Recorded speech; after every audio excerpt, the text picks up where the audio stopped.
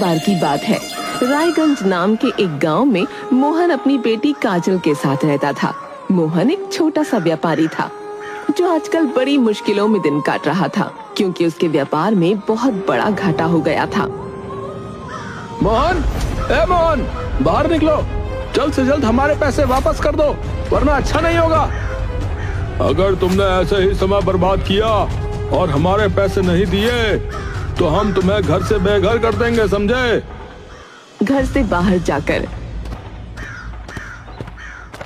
यहाँ तो अब मुझ पर कोई भी विश्वास नहीं करेगा, न ही कोई मेरी मदद करेगा। पैसों का इंतजाम करने के लिए मुझे दूसरे गांव जाना पड़ेगा।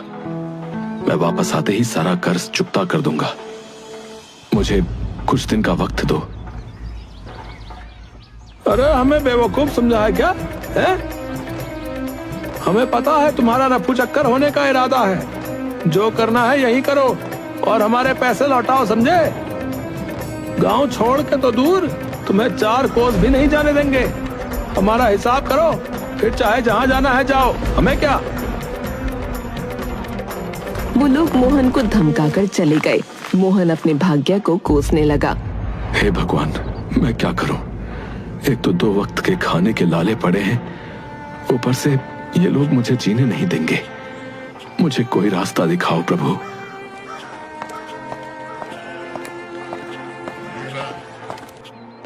पिताजी, आप रोइए मत, मैं हूं ना। आप क्यों फिक्र करते हैं? मुझे बताइए, मैं आपकी क्या मदद कर सकती हूँ? मुझसे आपकी ये दशा नहीं देखी जाती। मैंने कभी नहीं सोचा था कि ये दिन भी आएगा, लेकिन ऊपर वाले ने ये दिन भी दिखा दिया। मुझे तो ये लोग इस गांव से बाहर जाने नहीं देंगे, तो अब तुझे ही जाना पड़ेगा बेटी। मुझे जाना पड़ेगा? पर कहाँ पिताजी? उत्तर दिशा में एक गांव पड़ता है जिसका नाम वीरपुर है। ये नाम उस गांव के सबसे अमीर व्यक्ति वीर प्रताप के नाम पर है। तुझे उन्हीं के पास जाना है। वो हमारे दूर के रिश्तेदार हैं। तो वो हमें पैसा दे देंगे? नहीं, ऐसे पैसे तो नहीं देंगे। तुझे कमा कर लाना पड़ेगा। तुझे उनके घर काम करना पड़ेगा। लेकिन काम करके पैसा कमाने में तो बहुत समय लग जाएगा। हाँ, मैं जानता हूं ये बात, पर तुझे पैसा सिर्फ काम करके नहीं कमाना है। तुझे उनका दिल जीतना है। वो ऐसे व्यक्ति हैं कि जिसने उनका दिल जीत लिया, वो इनाम में उसे भरपूर पैसा दे देते हैं। तो तेरा असल कार्य ये है कि तुझे काम के बहाने उनका दिल जीतना है, जिससे वो तुझे बहुत सारा धन दे दे, ताकि हमारा व्यापार दोबारा खड़ा हो सके और हम अपना कर्जा चुका सके। ठीक है पिताजी, मैं आपकी बात पूरी तरह समझ गई। मैं अभी तैयार होकर निकल जाती हूँ। काजल फटाफट जाने की तैयारी करती है और अपने पिता को अलविदा कहकर घर से निकलने लगती है। ठीक है पिताजी, मैं जा रही हूँ। आप अपना ख्याल रखिएगा। मैं जल्दी ही वापस आऊंगी। ठीक है बेटी, लेकिन जाने से पहले मेरी एक और बात सुन लो। जी पिताजी, बताइए। रास्ते में एक जंगल में तुझे एक कुटिया दिखेगी। वहां एक बूढ़ी साध्वी रहती हैं। उनसे अवश्य मिल लेना और वो जो कुछ कहें उसे गौर से सुनना, क्योंकि उनके शब्द तुझे तेरा लक्ष्य पाने में मदद करेंगे। ठीक है पिताजी, मैं उनसे मिल लूंगी। अब मैं जाती हूँ और बहुत जल्द लौट कर आती हूँ। काजल वीरपुर के लिए निकल पड़ती है। रास्ते में घना जंगल आता है।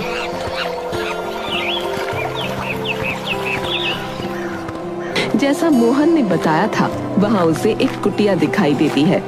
कुटिया से धुएं का गुबार उठ रहा था और अंदर से मंत्रोच्चार की आवाजें आ रही थीं। पिताजी ने शायद यहीं आने को कहा था। वो बूढ़ी साध्वी यहीं होनी चाहिए। अंदर जाकर देखती हूँ। मुझे अंदर जाना चाहिए। काजल कुटिया के दरवाजे पर दस्तक देती है और कहती है, कोई है? आओ बेटी, भीतर आ जाओ। तुमसे ही मिलने की प्रतीक्षा थी मुझे। काजल कुटिया के अंदर जाती है। वहाँ एक बूढ़ी साध्वी बैठी थी। उनकी आंखों में गहरा तेज था। माताजी प्रणाम, मैं रायगंज से आई हूँ। मुझे आशीर्वाद दीजिए कि मेरा कार्य सफल हो। आशीर्वाद तो दूंगी, बड़ी जल्दी में हो बेटी, तनिक धैर्य करो। बिना संयम और अध्ययन के कार्य सफल नहीं होते। जहाँ से कोई सीख मिले सीख लेनी चाहिए। तुम्हें कुछ सीखने की आवश्यकता है। तुम्हारे पास कोई सिक्का है? सिक्का? हाँ है तो, पर क्यों? मुझे एक सिक्का दो, मैं तुम्हें एक महत्वपूर्ण बात बताऊंगी। सीखने की ललक नहीं है क्या तुम्हारे अंदर? काजल झिझकते हुए अपनी पोटली में से एक सिक्का निकालकर साध्वी को देती है। लीजिए माताजी, और मुझे आप सीख दें। ध्यान रखना, कभी बेईमानी मत करना। सच्चाई का रास्ता कठिन हो सकता है, पर अंत में यही जीतता है। ये तो मुझे पहले से पता था। और कुछ? हाँ, अगर और जानना चाहती हो तो एक और सिक्का दो। काजल को इस सिक्के वाला खेल समझ नहीं आता, पर वो एक और सिक्का देती है। प्यार करना, लेकिन शादी से पहले ऐसा कुछ मत करना जिससे तुम्हारे आंचल पर कलंक लगे। माताजी, आप बहुत विचित्र बातें कर रही हैं। मैं भला ऐसा कुछ क्यों करूंगी? और जानना है? अब तीसरा सिक्का क्यों न दे दूं, शायद कुछ काम की बात हो। आप लीजिए। जिसे मदद की जरूरत हो उसकी मदद जरूर करना, यही मानवता का धर्म है।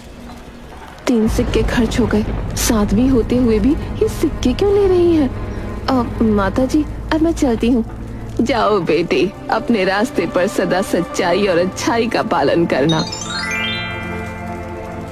काजल कुटिया से निकलकर वीरपुर पहुंचती है। वहां वीर प्रताप की हवेली पर दस्तक देती है। कौन हो तुम और यहाँ क्या काम है? मैं रायगंज की मोहन की बेटी काजल हूँ। वीर प्रताप जी उन्हें जानते हैं। नौकर काजल को अंदर बुलाता है और काजल वीर प्रताप के सामने खड़े होकर अपना परिचय देती है और कहती है, पिताजी ने बताया कि आप हमारे रिश्तेदार हैं, इसलिए मैं काम की तलाश में चली आई।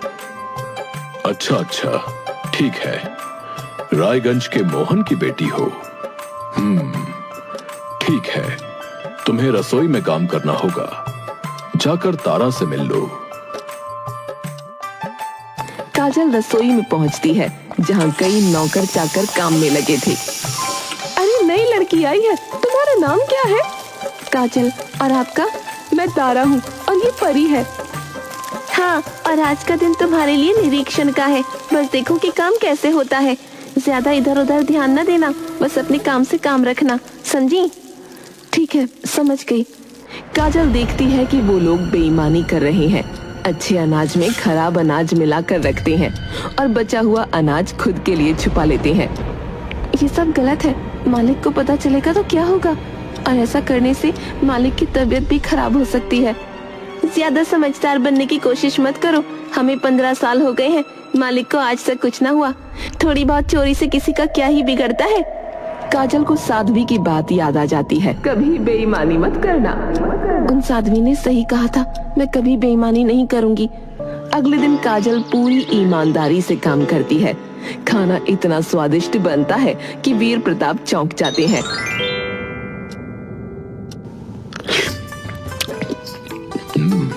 अरे वाह, आज तो खाना बहुत स्वादिष्ट था भाई। मैं तो उंगलियां ही चाटता रह गया। आज का खाना किसने बनाया है? मैंने बनाया था मालिक। इतना स्वादिष्ट खाना तो मैंने आज तक नहीं खाया। इसका राज क्या है? किसने सिखाया तुम्हें इतना स्वादिष्ट खाना बनाना? मालिक, इसमें मेरा कोई विशेष गुण नहीं है। राज जानने के लिए आपको खुद रसोई में आना होगा। कल देख लीजिएगा। ठीक है, कल देखता हूँ। अगली सुबह काजल वीर प्रताप को रसोई में बुलाती है। उस समय खाना बनाने की बारी तारा की थी। साहब, अब समय आ गया है। आप जाने कि कल का खाना इतना अच्छा क्यों बना था? क्या मतलब? सीधा बोलो लड़की। कल का खाना इतना स्वादिष्ट इसलिए था क्योंकि कल मैंने बिना मिलावट के सामान से खाना बनाया था। लेकिन इस समय रसोई में जो गड़बड़ हो रही है वो आपको देखनी चाहिए, जिसके चलते खाना अच्छा नहीं मिला आपको कभी। गड़बड़? चलो दिखाओ। वीर प्रताप रसोई में पहुंचता है। वहां तारा और परी चावल में मिलावट कर रही होती हैं। ये क्या हो रहा है यहाँ? ये अनाज में मिलावट क्यों हो रही है? साहब, वो तो हम बस। थोड़ा? मैं तुम्हें काम करने के भरपूर पैसे देता हूँ और तुम मेरी पीठ पीछे ये हरकतें करती हो। मालिक, माफ कर दीजिए, हमसे गलती हो गई। गलती? तुम्हारी हिम्मत कैसे हुई? नमक हरामी कर रहे हो तुम लोग। अगर काजल मुझे नहीं बताती तो तुम लोग न जाने क्या बेईमानी करते। तारा और परी रोने लगती हैं और वीर प्रताप के पैर पकड़ लेती हैं। तभी वीर प्रताप का बेटा संजय वहां आ जाता है। अब पिताजी, इन्हें माफ कर दीजिए। अक्सर लालच में आकर कई बार नौकर ये काम कर बैठते हैं। माफ कर दूं? इन्हें यहां से निकाल दूंगा और वो भी तुरंत। पिताजी, हो सकता है इन्हें दूसरा मौका देने से ये सुधर जाएं। और ये सेवक हैं, हम मालिक। हमें इन्हें माफ कर सुधरने का एक अवसर अवश्य देना चाहिए। ठीक है, माफ कर रहा हूं, लेकिन याद रखना, अब रसोई की जिम्मेदारी पूरी तरह से काजल के हाथ में होगी। ये सुनकर तारा और परी का चेहरा उतर जाता है और वीर प्रताप गुस्से में वहां से चला जाता है। रात में काजल अपने कमरे में थी। अचानक दरवाजे पर उसे खटपट सुनाई देती है। वो दरवाजा खोलती है तो सामने संजय खड़ा था। बुरा मत मानना, पर मैं तुमसे पहली नजर में ही प्यार करने लगा हूँ। क्या मैं अंदर आ सकता हूँ? क्या छोटे मालिक, आप? लेकिन संजय एक बहुत ही खूबसूरत लड़का था। उसके मुंह से ये सुनकर काजल चौंक गई। उसका मन हुआ कि वो संजय को अंदर बुला ले, लेकिन उसे अचानक साध्वी की बात याद आ गई। नहीं छोटे मालिक, आप मेरे मालिक के बेटे हैं, मुझे माफ कर दीजिए। मैं मालिक के साथ विश्वासघात नहीं कर सकती। ये कहकर उसने दरवाजा बंद कर लिया। फिर वो सो गई, लेकिन जरा ही देर के बाद उसके खुसफुसाहट से आंख खुली। उसने अपनी खिड़की से झांका तो उसे तारा के कमरे से संजय की हल्की सी आवाज सुनाई दी। मैंने काजल को अपने प्यार के जाल में फंसाने की कोशिश की, लेकिन वो बहुत ईमानदार है। वो मेरे झांसे में नहीं आने वाली। तो अब क्या करेंगे? ऐसे तो हमारा काम नहीं चलने वाला। जो तुम्हें परेशान करेगा वो यहाँ नहीं रहेगा। तुम देखना, मैं उसे यहाँ से बाहर करवा दूंगा। हे भगवान, ये क्या? छोटे मालिक और तारा का प्रेम प्रसंग चल रहा है। अब मुझे बहुत सतर्क रहना होगा। ये बात साहब को बताऊं या नहीं? नहीं, बिना सबूत के कुछ कहना सही ना होगा। अगले दिन संजय अपने कमरे में अचानक चिल्लाने लगा। चोरी चोरी हो गई, कोई आओ जल्दी। अब हवेली में यही होना बाकी था। मेरे कमरे से कीमती सामान गायब है।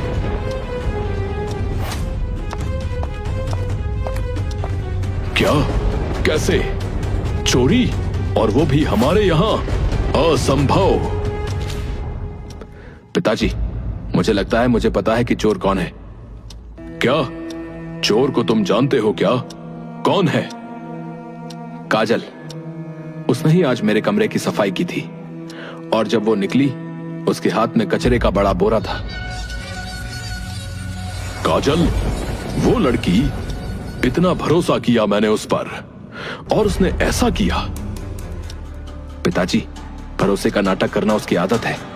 वो बहुत चालाक है। उसे काम पर रखना ही हमारी सबसे बड़ी गलती थी। चालाक? वो तो इतनी भोली लगती थी। भोली?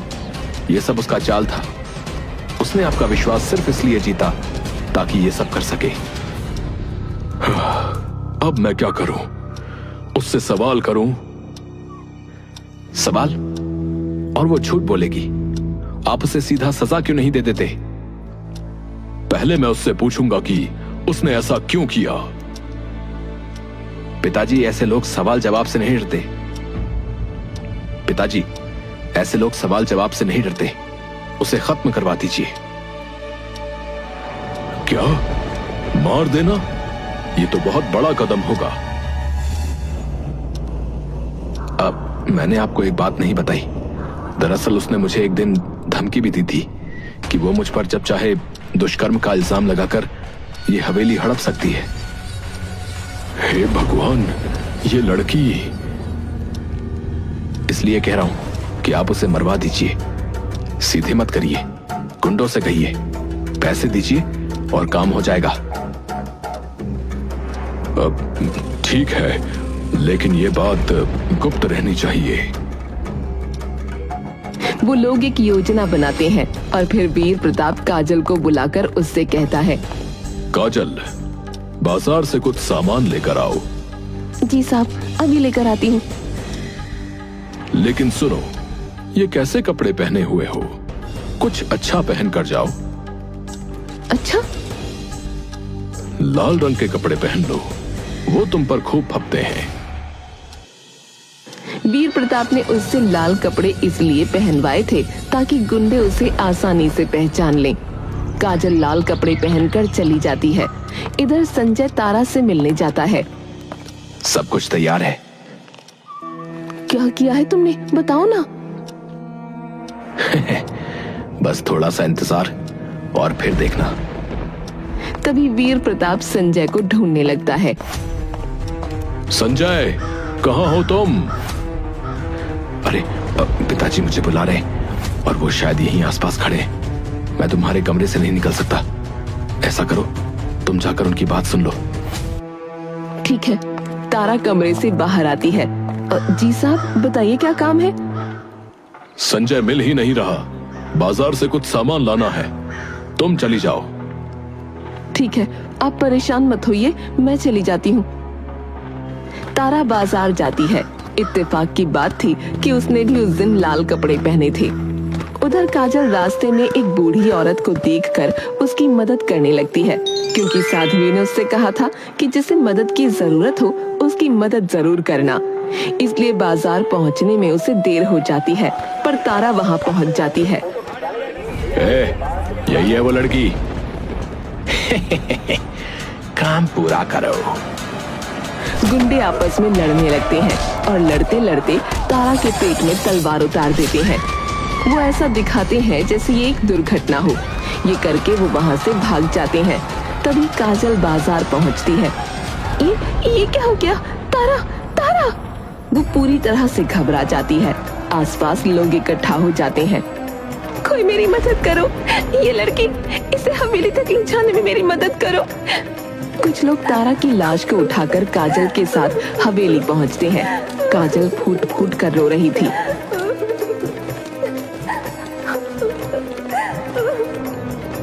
ये कौन रो रहा है? तारा है क्या? हाँ पिताजी, शायद वही है। काम पूरा हो गया, चलिए बाहर चलें। दोनों बाहर आते हैं और काजल को जिंदा और तारा की लाश देखकर हैरान रह जाते हैं। काजल, तुम? तारा, ये मेरी गलती है, मेरी गलती। शांत हो जाओ संजय, ये क्या बोल रहे हो? पिताजी, मेरा और तारा का प्रेम प्रसंग चल रहा था, लेकिन काजल ने आकर तारा की बेइज्जती कर दी थी। मैंने? हाँ, तुमने। इसीलिए मैंने और तारा ने तुम्हें हवेली से निकालने की सोची। तारा तुम्हें सिर्फ हवेली से निकालना चाहती थी, लेकिन मैंने तुम्हें मारने की चाल चली, पर यह चाल उल्टी पड़ गई। तारा ही मारी गई। तुम्हारी नफरत ने तुम्हारी अपनी प्रेमिका की जान ले ली संजय। धिक्कार है तुम पर संजय, तुमने हवेली की इज्जत मिट्टी में मिला दी। निकल जाओ यहाँ से, अभी के अभी। संजय रोता हुआ हवेली छोड़कर चला जाता है। काजल, तुमने हमेशा अच्छा ही सोचा और किया। मुझे माफ कर दो, मैंने तुम्हें गलत समझा। अब तुम यहां से चली जाओ। तुम्हें मैं इतनी दौलत देता हूं कि तुम आराम से अपना जीवन जी सको। वीर प्रताप काजल को पैसे थमाता है। काजल पैसे लेकर चली जाती है। काजल चलते चलते साध्वी की कुटिया पर पहुंचती है।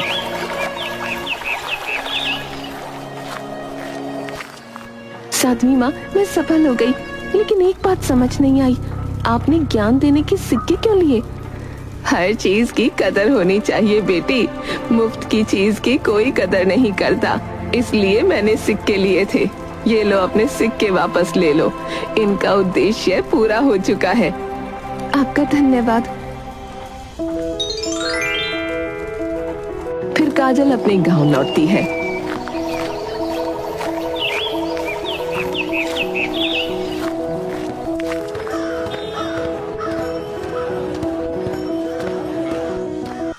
बेटी, तुमने असंभव को संभव कर दिखाया। अब मैं अपना सारा कर्जा चुका सकता हूँ। ये मेरा धर्म था पिताजी, और यूं उनका सारा कर्जा उतर गया और उन्होंने अपना व्यापार फिर से खड़ा कर लिया।